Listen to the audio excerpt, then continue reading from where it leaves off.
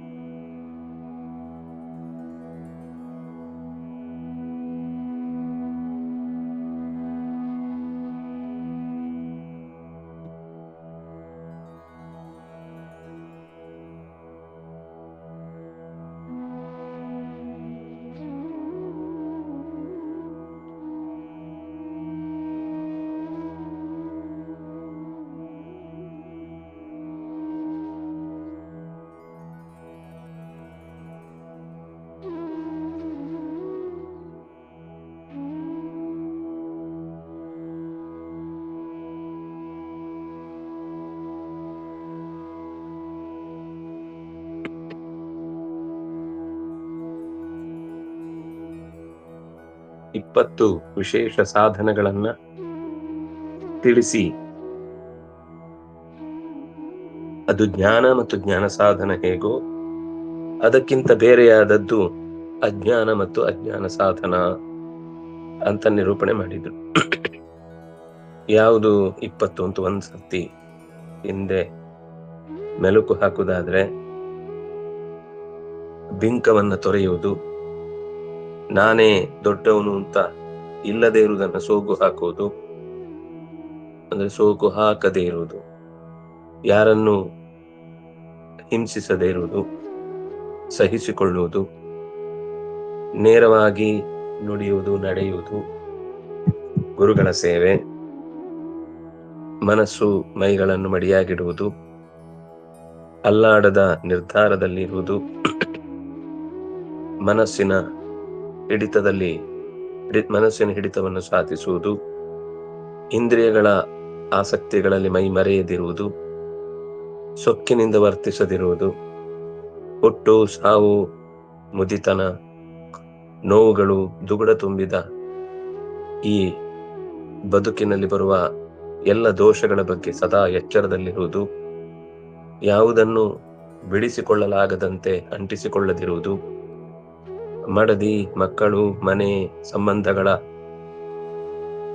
ಬಗ್ಗೆ ಅತಿಯಾಗಿ ಹಚ್ಚಿಕೊಳ್ಳದಿರುವುದು, ಇಷ್ಟ ಅನಿಷ್ಟಗಳು ಒದಗಿದಾಗ ಎಂದೆಂದೂ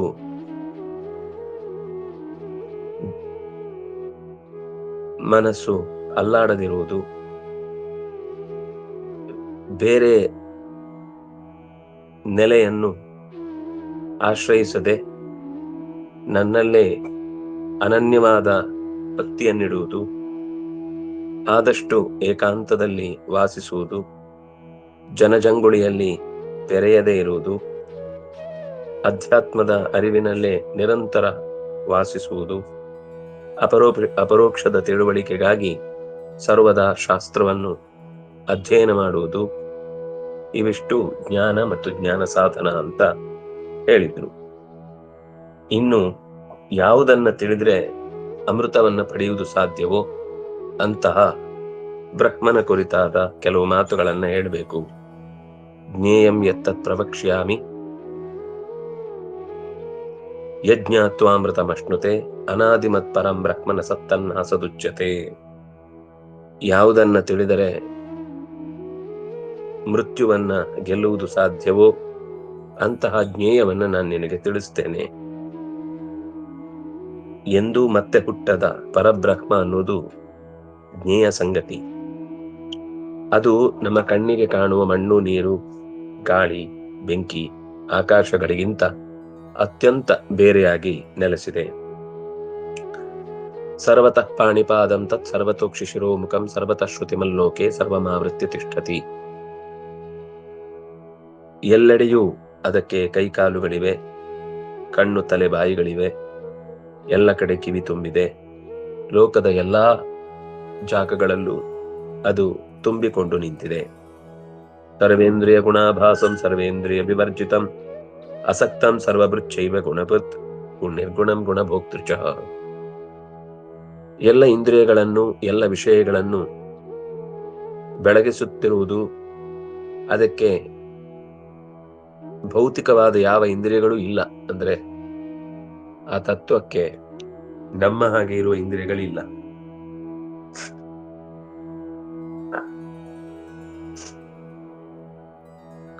ಮತ್ತೆ ಲೋಕದ ಯಾವುದೇ ವಸ್ತುಗಳಿಗೂ ಅಂಟಿಕೊಳ್ಳದೆ ಎಲ್ಲವನ್ನೂ ಹೊತ್ತುಕೊಂಡು ನಿಂತಿದೆ. ಅದಕ್ಕೆ ಈ 3 ಗುಣಗಳ ಸತ್ವ ರಜಸ್ಸು ತಮಸ್ಸು ಅನ್ನೋ ಗುಣಗಳ ಸಂಬಂಧ ಇಲ್ಲ. ಆದರೆ ಗುಣಭೋಕ್ತೃ ಎಲ್ಲ ಸದ್ಗುಣಗಳನ್ನು, ಅಪ್ರಾಕೃತವಾದ ಗುಣಗಳನ್ನು ಅದು ತುಂಬಿ ನಿಂತಿದೆ. ಜಗತ್ತಿನಲ್ಲಿರುವ ಇಂದ್ರಿಯಗಳಿಗೆ ಮತ್ತು ಇಂದ್ರಿಯಗಳ ವಿಷಯಗಳಿಗೆ ಸಂಪರ್ಕವನ್ನು ಬೆಳೆಸುವಂತೆ ಮಾಡುವುದದೇ. ಅದಿಲ್ಲದೆ ಇದ್ರೆ ನಮ್ಗೆ ಇಂದ್ರಿಯದಿಂದ ಅರಿವನ್ನು ಪಡೀಲಿಕ್ಕೆ ಬೇಕಾದ ರೇಸು ಹೊರಡಲ್ಲ. ಪಡೆದ ಮೇಲೆ ಆ ವಸ್ತುವಿನ ರೂಪ ಅಥವಾ ರಸ ಅಥವಾ ಗಂಧ ಇದು ಕಣ್ಣಿಗೆ ವಿಷಯ ರೂಪದಲ್ಲಿ ಅರ್ಥವೂ ಆಗಲ್ಲ. ಸರ್ವ ಇಂದ್ರಿಯಗಳಿಗೆ ತತ್ತದ್ ಗುಣಗಳೇನಿದೆಯೋ ಅದನ್ನು ಸ್ವೀಕರಿಸುವ ಶಕ್ತಿ ಅವನಿಗಿದೆ. ಆದ್ರೆ ಅವನಿಗೆ ಈ ಇಂದ್ರಿಯಗಳು ಬೇಡ. ನಮ್ಗೆ ನಮ್ಮ ಇಂದ್ರಿಯಗಳಿಂದ ಏನ್ ಸುಖ ಸಿಗುತ್ತೆ ಅದನ್ನು ಸಿಗುವಂತೆ ಮಾಡುವವನು ಅವನೇ. ಇದು ಅವನಿಗಿರುವ ಅಸಾಧಾರಣವಾದ ಗುಣ ಅಂತ ನಿರೂಪಣೆ ಮಾಡಿದ್ರು.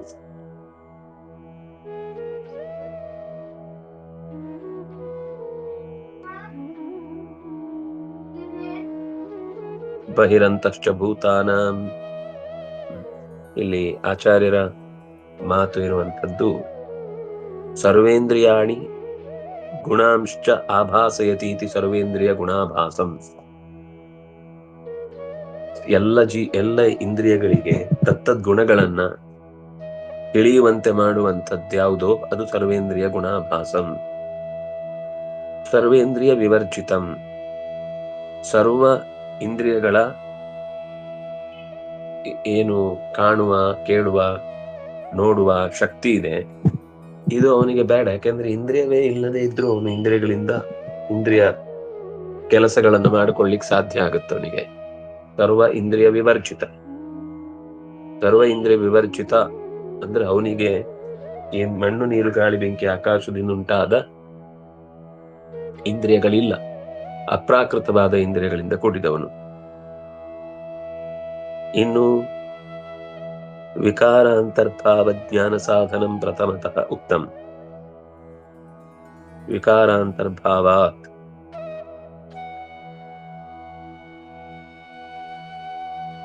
ಬಹುತ್ವಾತ್ ಸಾಧನಾತ್ಯುಪಯೋಗಾತ್ ಪ್ರಭಾವ.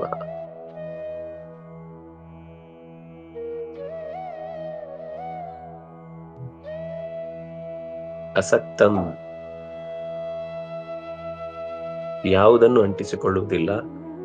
ಸರ್ವಭೃತ್, ಎಲ್ಲವನ್ನು ಹೊತ್ತುಕೊಳ್ಳುತ್ತೆ. ಎಲ್ಲ ಸಾತ್ವಿಕ ರಾಜಸ ತಾಮಸ ಗುಣಗಳ ಪ್ರಭಾವ ಲೋಕದಲ್ಲಿ ಏನ್ ಕಾಣುತ್ತದೆ, ಯಾವುದೋ ನನ್ನ ಅಂಟಿಸಿಕೊಳ್ಳುವುದಿಲ್ಲ. ಆದ್ರೆ ಎಲ್ಲ ಸದ್ಗುಣಗಳಿವೆ, ಅವುಗಳನ್ನ ಹೊಂದಿದ್ದಾನೆ, ಅವುಗಳ ಭೋಗವನ್ನ ಅನುಭವಿಸುತ್ತಾನೆ.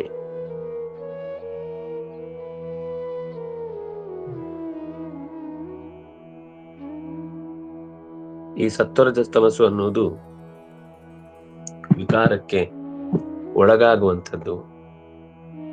ಹಿಂದೆ ಜ್ಞಾನಗಳ ಸಾಧನವನ್ನ ಹೇಳಿದ್ರು, ಈಗ ಜ್ಞೇಯವನ್ನ ಹೇಳ್ತಾ ಇದ್ದಾರೆ. ಸರ್ವೇಂದ್ರಿಯ ಗುಣಾಭಾಸಂ ಸರ್ವೇಂದ್ರಿಯ ವಿವರ್ಜಿತಂ. ಅದು ತುಂಬಾ ಇದ್ದದ್ರಿಂದ ಮೊದಲು ಅದನ್ನು ಹೇಳಿ ಮುಗಿಸಿದ್ರು. ಮತ್ತೆ ಯಾವುದರ ಪ್ರಭಾವದಿಂದ ಈ ಕಾರ್ಯಭಾರ ನಡೆಯುತ್ತೆ? ಬಹುತ್ವಾತ್ ಸಾಧನಾತ್ಯುಪಯೋಗಾತ್, ತುಂಬಾ ಕಾರಣಗಳಿಂದ ಒಂದು ಕಾರ್ಯ ಸಿದ್ಧಿಯಾಗುತ್ತೆ. ಒಂದೇ ಕಾರಣದಿಂದ ಯಾವ ಕಾರ್ಯವೂ ನಡೆಯುವುದಿಲ್ಲ. ನಾವು ಒಂದಿಲ್ಲ ಅಂದ್ರೆ ಅದಕ್ಕೆ ಇನ್ನೊಂದು ಕಾರಣ ಇರುತ್ತೆ. ನಾವು ಒಟ್ಟಿಗೆ ಒಂದೇ ಸರ್ತಿ ಯಾವುದೋ ಒಂದಿಲ್ಲ ಅಂದ ತಕ್ಷಣ ಅದೇ ಪರಮ ಕಾರಣ ಅಂತ ಭಾವಿಸಿ ಅದರನ್ನ ದ್ವೇಷಿಸುವುದು ಅಥವಾ ವಿರುದ್ಧ ನಿಲ್ಲುವುದು ಅದು ಸರಿ ಹೋಗಲ್ಲ. ಒಂದು ಕಾರ್ಯ ಆಗುವುದಕ್ಕೆ ಅನೇಕ ಕಾರಣಗಳಿರ್ತವೆ. ಹಾಗಾಗಿ ಎಲ್ಲ ವಿಷಯಕ್ಕೂ ಹಾಗೇನೆ, ಅದು ಸಾಧನೆ ಮಾಡುವ ವಿಷಯಕ್ಕಿರ್ಬೋದು ಅಥವಾ ಲೋಕದ ಯಾವುದೋ ಒಂದು ಸಿದ್ಧಿಯ ವಿಷಯದಲ್ಲಿರ್ಬೋದು, ಎಲ್ಲ ಕಡೆನೂ ಹಾಗೆ. ಬಹಿರಂತಶ್ಚ ಭೂತಾನಾಂ ಅಚರಂ ಚರಮೇವ ಚ ಸೂಕ್ಷ್ಮತ್ವಾತ್ ತದವಿಜ್ಞೇಯಂ ದೂರಸ್ಥಂ ಚಾಂತಿಕೇ ಚ ತತ್. ಆ ಪರಮಾತ್ಮನ ಜ್ಞೇಯ ಸ್ವರೂಪವನ್ನ ಮತ್ತೆ ಬಿಡಿಸಿ ಹೇಳ್ತಾ ಇದ್ದಾರೆ. ಅದು ಎಲ್ಲ ಜೀವಿಗಳಿಗಿಂತ ಆಚೆಗಿದೆ, ಹೊರಗಿದೆ. ಭೂತಾನ ಅಂತ ಎಲ್ಲ ಜೀವರಾಶಿಗಳ ಒಳಗೂ ಇದೆ. ಅಚರಂ, ಅದು ಎಲ್ಲಿದೆಯೋ ಅಲ್ಲೇ ಇದೆ, ಆದ್ರೆ ಎಲ್ಲ ಕಡೆ ಇದೆ. ಚರಮೇವಚ ಸೂಕ್ಷ್ಮತ್ವಾತ್, ಅದು ಅತ್ಯಂತ ಅಣುವಿಗಿಂತ ಅಣುವಾಗಿ ಸೂಕ್ಷ್ಮತರವೆನಿಸಿದೆ. ಆದ್ರೆ ಎಂದೂ ಕೂಡ ತದವಿಜ್ಞೇಯ, ಅದು ತಿಳಿಲಿಕ್ಕೆ ಆಗದೆ ಇರುವಂಥದ್ದು, ತಿಳಿವಿಗೆ ಸಿಗದೆ ಇರುವಂಥದ್ದು. ದೂರಸ್ಥಂ, ಅದು ಅತ್ಯಂತ ದೂರದಲ್ಲಿದೆ. ದೂರದಲ್ಲಿರುವ ಅದೇ ಅತ್ಯಂತ ಹತ್ತಿರದಲ್ಲೂ ಇದೆ. ಅಂತಿಕೇ ಚ ತತ್. ಅವಿಭಕ್ತಂ ಚ ಭೂತೇಷು ವಿಭಕ್ತಮಿವ ಚ ಸ್ಥಿತಂ ಭೂತಭರ್ತೃ ಚ ತಜ್ಞೇಯಂ ಗ್ರಸಿಷ್ಣು ಪ್ರಭವಿಷ್ಣು ಚ. ಇನ್ನು ವಿಶೇಷವಾದ ಒಂದು ಸಂಗತಿಯನ್ನು ಹೇಳ್ತಾರೆ. ಅವಿಭಕ್ತಂಚ ಭೂತೇಷು, ಎಲ್ಲ ಭೂತರಾಶಿಗಳಲ್ಲೂ ಕೂಡ ಇದೆ, ಆದ್ರೆ ವಿಭಕ್ತವಾಗದೇ ಇದೆ. ಆದ್ರೆ ವಿಭಕ್ತಮಿವ ಚ ಸ್ಥಿತಂ, ಎಲ್ಲ ಜೀವರಾಶಿಗಳಲ್ಲಿ ತಾನು ಬೇರೆ ಬೇರೆಯಾಗಿ ಏನೋ ಬೇರೆ, ಅಂದ್ರೆ ಬಹುರೂಪ ಅಂತ ನಮಗೆ ಗೊತ್ತಾಗ್ಲಿಕ್ಕೋಸ್ಕರ ರಾಮ, ಕೃಷ್ಣ, ಮಧುಸೂದನ, ಹಯಗ್ರೀವ, ಧನ್ವಂತರಿ, ವೇದವ್ಯಾಸ ಅಂತ ಹೀಗೆ ಬೇರೆ ಬೇರೆ ರೂಪಗಳಿಂದ ಅದು ಕಾಣಿಸಿಕೊಳ್ಳುತ್ತೆ. ಎಷ್ಟು ಸ್ಪಷ್ಟವಾಗಿದೆ ಗಮನಿಸಿ. ಅವಿಭಕ್ತಂ, ಅದೆಂದೂ ಕೂಡ ವಿಭಾಗಕ್ಕೊಳಗಾಗುವುದಿಲ್ಲ. ಎಲ್ಲಿ? ಭೂತೇಶು. ಒಂದು ವೇಳೆ ಎಲ್ಲ ಭೂತಗಳು ಅವನೇ ಆದ್ರೆ ಭೂತೇಶು ಅಂತ ಸಪ್ತಮಿ ಯಾಕೆ? ಎಲ್ಲ ಭೂತಗಳು ಅವನೇ ಅಂತ ಹೇಳಿದ್ರೆ ಸಾಕು. ವಿಭಕ್ತಮಿವ, ಮತ್ತಲ್ಲೊಂದು ಮಾತಿದೆ, ಸ್ಥಿತಂ, ಇರುವುದು. ಭೂತಗಳಲ್ಲಿ ವಿಭಕ್ತ ಎನ್ನುವಂತೆ ಇರುವುದು, ಅಂದ್ರೆ ಭೂತ ಬೇರೆ, ಅದು ಬೇರೆ. ಜೀವರಾಶಿಗಳು ಬೇರೆ, ಪರಮಾತ್ಮ ಬೇರೆ. ಜಡ ಬೇರೆ, ಪರಮಾತ್ಮ ಬೇರೆ ಅಂತ ಗೊತ್ತಾಗುತ್ತೆ. ಭೂತ ಭರ್ತೃ, ಅಷ್ಟಕ್ಕೆ ಸಾಕಾಗ್ಲಿಲ್ಲ ಅವರಿಗೆ. ಎಲ್ಲ ಉಳಿದ ಜೀವರಾಶಿಗಳನ್ನ ಪಾಲಿಸತ್ತೆ ಅದು. ಭೂತ ಭರ್ತೃ. ತಜ್ಞೇಯಂ, ಅದೇ ತಿಳಿಯಬೇಕಾದ್ದು. ಗ್ರಸಿಷ್ಣು ಪ್ರಭವಿಷ್ಣು ಚ. ಗ್ರಸಿಷ್ಣು ಅಂದ್ರೆ ಕಬಳಿಸುವಂಥದ್ದು, ಮತ್ತು ಪ್ರಭವಿಷ್ಣು, ಪ್ರಳಯ ಕಾಲದಲ್ಲಿ ಅದೇ ನುಂಗತ್ತೆ. ಪ್ರಭವಿಷ್ಣು, ಪ್ರಳಯ ಕಾಲದಲ್ಲಿ ಅದೇ ಮತ್ತೆ ಹೊರಗೆ ಜಗತ್ತನ್ನು ತಂದಿಡುತ್ತೆ. ಅದರಿಂದಾಗಿ ಈ ಎಲ್ಲ ಜೀವರಾಶಿಗಳಲ್ಲಿ ಅಲ್ಲಾಡದಂತೆ ಇರುವವನು, ಎಲ್ಲ ಜೀವರಾಶಿಗಳಲ್ಲಿ ಇದ್ದೂ ಒಬ್ಬನೇ ಆಗಿದ್ದವನು, ಬೇರೆ ಬೇರೆ ಅಂತ ನಮಗೆ ಕಾಣಿಸಿಕೊಳ್ತಾನೆ ಹೊರತು ಅವನೇ ಬೇರೆಯಾಗಿ ಜೀವರಾಶಿಗಳನ್ನ ಪಾಲಿಸುವವನು. ಜ್ಯೋತಿಷಾಮಪಿ ತಜ್ಜ್ಯೋತಿ ತಮಸಃ ಪರಮುಚ್ಯತೆ ಜ್ಞಾನಂ ಜ್ಞೇಯಂ ಜ್ಞಾನಗಮ್ಯಂ ಪ್ರತಿ ಸರ್ವಸ್ಯ ಧಿಷ್ಠಿತಂ.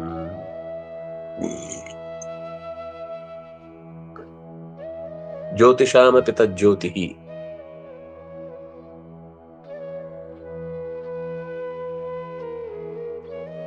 ಎಲ್ಲ ಬೆಳಕುಗಳಿಗೆ ಮೂಲ ಬೆಳಕು ಅದೇ. ತಮಸಃ ಪರಮುಚ್ಯತೆ, ಅದು ಕತ್ತಲೆಗಿಂತ ಆಚೆಗಿದೆ. ಅದು ಜ್ಞಾನಂ, ಅರಿವಿನ ಮುದ್ದೆ. ಅದು ಜ್ಞೇಯಂ, ಆದ್ರೆ ತಿಳಿಯಬೇಕಾದ್ದು. ಜ್ಞಾನಗಮ್ಯಂ, ಅದು ಅತ್ಯಂತ ತಿಳಿವಿನಿಂದಲೇ, ಅತ್ಯಂತ ಶ್ರದ್ಧೆಯ ತಿಳಿವಿನಿಂದಲೇ ಪಡೆಯಬಹುದಾದದ್ದು. ಹೃದಯ ಸರ್ವಸ್ಯ ತಿಷ್ಠಿತ, ಎಲ್ಲರ ಹೃದಯದಲ್ಲಿಯೂ ಕೂಡ ನೆಲೆಸಿರುವಂತಹದ್ದು ಅಂತ ಹೀಗೆ ತಿಳಿಸಿ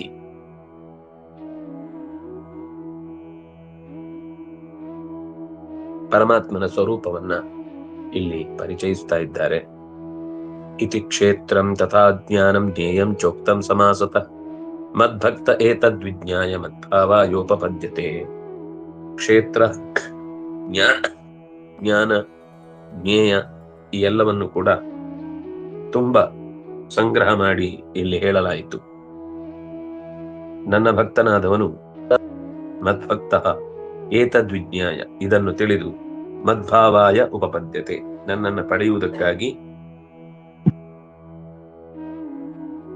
ನನ್ನಲ್ಲೇ ನೆಲೆಸುತ್ತಾನೆ.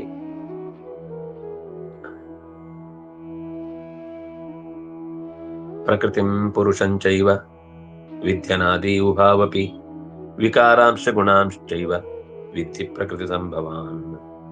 ಪ್ರಕೃತಿ ಅಂದ್ರೆ ಎರಡಿದೆ, ಜಡ ಮತ್ತು ಚೇತನ.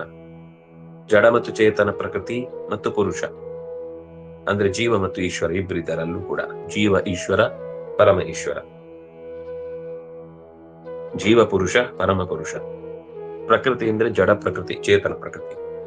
ಇವೆಲ್ಲವೂ ಕೂಡ ವಿಧಿ ಅನಾದಿ. ಇವೆರಡೂ ಪ್ರಕೃತಿ ಮತ್ತೆ ಪುರುಷ ಎರಡೂ ಕೂಡ ಅನಾದಿ. ಉಭಾವಪಿ ಎರಡಕ್ಕೂ ಕೂಡ ಹುಟ್ಟಿಲ್ಲ.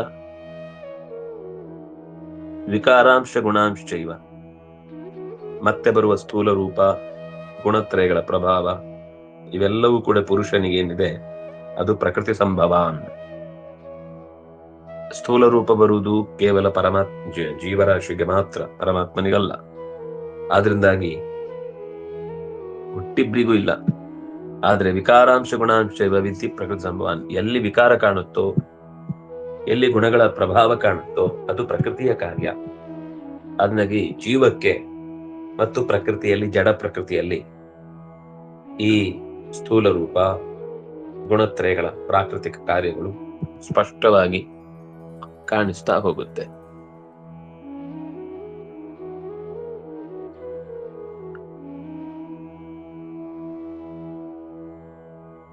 ನಾವು ಹಿಂದೆ ತಾತ್ಪರ್ಯದಲ್ಲಿ ಎಲ್ಲಿ ತನಕ ಬರೀದ್ವಿ?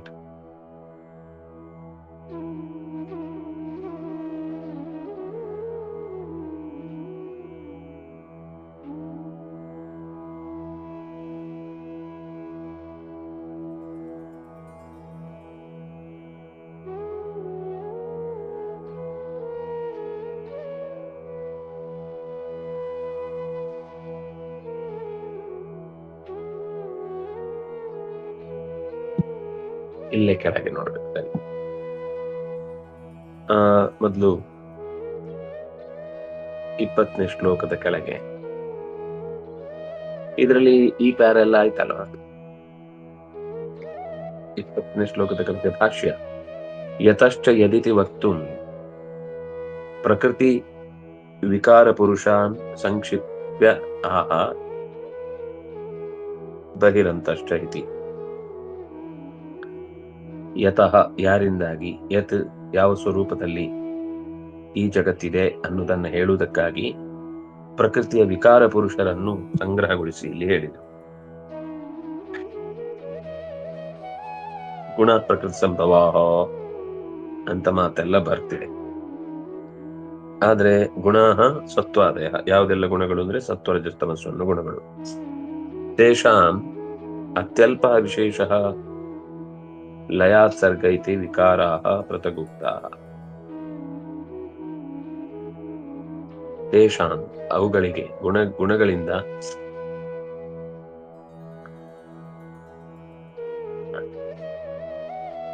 ಸ್ವಲ್ಪ ವ್ಯತ್ಯಾಸ ಆದಾಗ ಸರ್ಗ ಆಗುತ್ತೆ. ಅಂದ್ರೆ ಗುಣಗಳಲ್ಲಿ ಸ್ಥಾನ ವ್ಯತ್ಯಾಸ, ರೇಷಿಯೋ ವ್ಯತ್ಯಾಸ ಆದಾಗ ಅದನ್ನ ಸೃಷ್ಟಿ ಅಂತ ಕರೀತಾರೆ. ಅದರಿಂದ ಅದನ್ನೇ ವಿಕಾರ ಅಂತಾನೂ ಕರೆಯುದು. ಸೃಷ್ಟಿಯೇ ವಿಕಾರ. ಸೃಷ್ಟಿಯಲ್ಲಿಂದನೇನೆ ಮೂಲ ಗುಣಗಳ ವ್ಯವಸ್ಥೆ ಅನ್ನೋದು ಏರುಪೇರಾಗುತ್ತೆ. ಅದನ್ನು ವಿಕಾರ ಅಂತ ಕರೀತಾರೆ. ಕಾರ್ಯಕಾರ್ಯಗುಣಾಸ್ತಿಸ್ರಃ ಯತಸ್ತಲ್ಪೋದ್ಭವೋ ಜನೌ ಇತಿ ಮಾಧುಚ್ಛಂದಸ ಶಾಖಾಯಾಂ ಕಾರ್ಯಕಾರ್ಯಗುಣಾಸ್ತಿಸ್ರಃ. ಸತ್ವರಜಸ್ತಮಸ್ಸು ಅನ್ನೋ ಗುಣಗಳು ಮೂರು ಕಾರ್ಯ. ಕೆಲವು ಕಾರ್ಯ ಆಗುತ್ತೆ, ಕೆಲವು ಅಕಾರ್ಯ ಆಗುತ್ತೆ.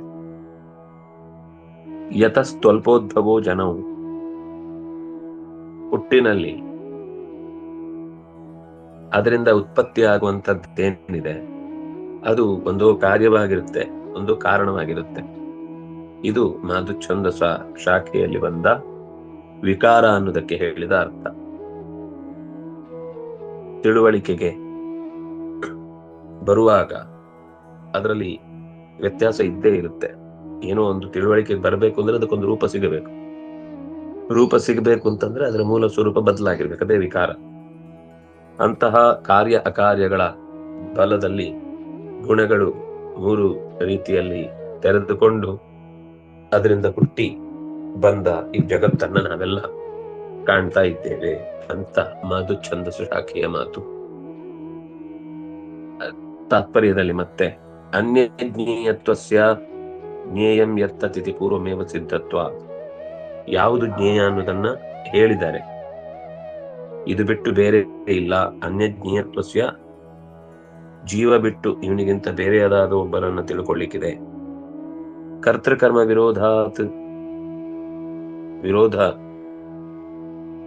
ವಿರೋಧವಾದಿ ಮತಂ ನಿರಾಕರೋತಿ ಉತ್ತರಜ್ಞೇಯ ಶಬ್ದೇನ.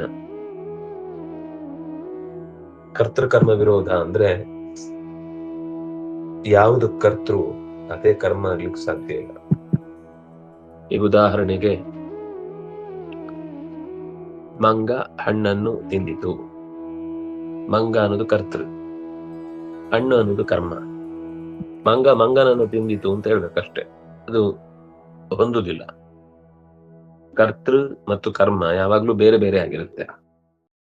ಆದ್ರಿಂದಾಗಿ ಇಲ್ಲಿ ಜ್ಞೇಯವೂ ಅದೇ, ಜ್ಞಾಪ್ಯವೂ ಅದೇ.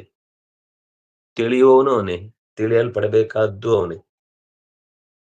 ಅದು ಜೀವದ ಬಗ್ಗೆಯೂ ಹಾಗೆ. ನನ್ನನ್ನು ನಾನು ತಿಳಿದ ಮೇಲೇನೆ ಪರಮಾತ್ಮನನ್ನು ತಿಳ್ಕೊಳ್ಳಿಕ್ಕಾಗುದು. ಹಾಗಾಗಿ ಜ್ಞೇಯಂ ತತ್ತತ್ ಯತ್ತತ್, ಯಾವುದು ಜ್ಞೇಯವೋ ಅದು ಜ್ಞಾನವೂ ಹೌದು, ತಿಳಿಯಬೇಕಾದ್ದು, ತಿಳಿಸುವಂತಹದ್ದು. ಸಾಧನ ಕರ್ತೃ, ಸಾಧ್ಯ ಕರ್ಮ, ಸಾಧನಗಳಿಂದ ಜ್ಞಾನವನ್ನ ಪಡೆಯುವಂತದ್ದು ಅಂತ. ಇಲ್ಲಿ ಏನ್ ಹೇಳಿದ್ರು, ಸಾಧನ ಮತ್ತು ಜ್ಞಾನ ಎರಡನ್ನು ಒಂದೇ ಅಂತ ಹೇಳಿದ್ರು. ಇದೇ ಜ್ಞಾನ ಸಾಧನ ಅಂತ. ಇದು ಹೇಗಾಗುತ್ತೆ? ಕರ್ತೃಕರ್ಮ ವಿರೋಧ ಬರುತ್ತಲ್ವಾ ಅಂದ್ರೆ ಇಲ್ಲ ಅಂತ ಜ್ಞೇಯ ಶಬ್ದವನ್ನ ಹೇಳುವುದರ ಮೂಲಕ ಅದೇ ತಿಳಿಯಬೇಕಾದ್ದು ಮತ್ತು ಅದರಿಂದಲೇ ತಿಳಿಯಬೇಕಾದ್ದು. ಸ್ವವೇತ್ತಾ ವೇದನಂ ಚ ಸ್ವಂ ಸ್ವೇನ ವೇದ್ಯಶ್ಚ ಕೇಶವ ಪರಸ್ಯ ವೇತ್ತಾ ವಿತ್ತಿಶ್ಚ ವೇದ್ಯಶ್ಚ ಸ್ಯಾತ್ ಪರೈ ಕ್ವಚಿತ್ ತತ್ಪ್ರಸಾದಂ ವಿನಾ ಕಶ್ಚಿನ್ನೈನಂ ವೇತ್ತುಂ ಹಿ ಶಕ್ನುಯಾತ್. ಸ್ವವೇದನೆ ಅನ್ಯವಿತ್ತೌ ವಾ ನಾಸಾವನ್ಯದಪೇಕ್ಷತೆ. ಸ್ವಪ್ರಕಾಶ ಇತಿ ಪ್ರೋಕ್ತಃ ತೇನೈಕ ಪುರುಷೋತ್ತಮ ಜೀವಾನಾಂ ಸ್ವಪ್ರಕಾಶತ್ವಂ ತತ್ಪ್ರಸಾದಾತ್ ಸ್ವವೇದನಂ. ಒಟ್ಟು ಈಗ ನಮ್ಮಲ್ಲಿ ಸ್ವವೇತ್ತ ವೇದನಂ ಸ್ವಂಚ. ಸ್ವವೇತ್ತ ತನ್ನನ್ನು ತಿಳಿಯುವವನು ಮತ್ತು ತನ್ನ ತಿಳಿವು. ಸ್ವಂ ಸ್ವೇನ ವೇದ್ಯಶ್ಚ ಕೇಶವ, ಪರಮಾತ್ಮನನ್ನು ಚೆನ್ನಾಗಿ ತಿಳಿದಿದ್ದಾನೆ, ತಿಳಿತಾನೆ. ಪರಸ್ಯ ವೇತ್ತ, ಅವನು ಬೇರೆಯವದನ್ನು ತಿಳಿದಿದ್ದಾನೆ. ವಿತ್ತಿಶ್ಚ ವೇದ್ಯಶ್ಚ ಸ್ಯಾತ್, ಅವನೇ ತಿಳಿವಿನ ಸ್ವರೂಪವೂ ಹೌದು, ತಿಳಿಯಬೇಕಾದವನು ಹೌದು. ಪರೈ ಕ್ವಚಿತ್, ಅವನ ಪ್ರಸಾದ ಇಲ್ಲದೆ ಇದ್ರೆ ಜೀವನು ಕೂಡ ಕ್ವಚಿದೈನಂ ವೇತ್ತುಂ ಹಿ ಶಕ್ನುಯಾತ್, ಅವನನ್ನು ತಿಳ್ಕೊಳ್ಳಿಕ್ ಸಾಧ್ಯ ಇಲ್ಲ.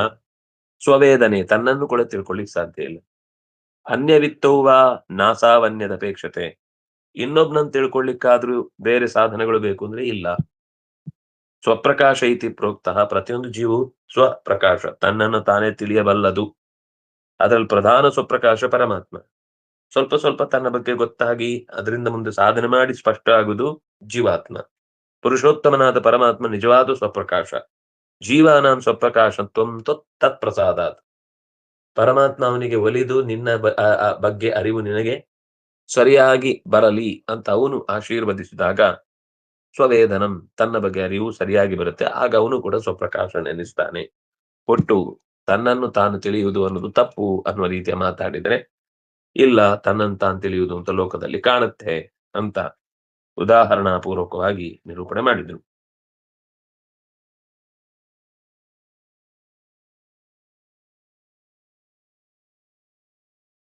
ಸಾಕು. ಶ್ರೀಹರಿಪ್ರಿಯತಾಂ ಶ್ರೀಕೃಷ್ಣ. ಕಾಯೇನ ವಾಚಾ ಮನಸೇಂದ್ರಿಯೈರ್ವಾ ಬುದ್ಧ್ಯಾತ್ಮನಾ ವಾ ಅನುಸೃತ ಸ್ವಭಾವ ಕರೋಮಿ ಯದ್ಯತ್ ಸಕಲಂ ಪರಸ್ಮೈ ನಾರಾಯಣಾಯೇತಿ ಸಮರ್ಪಯಾಮಿ.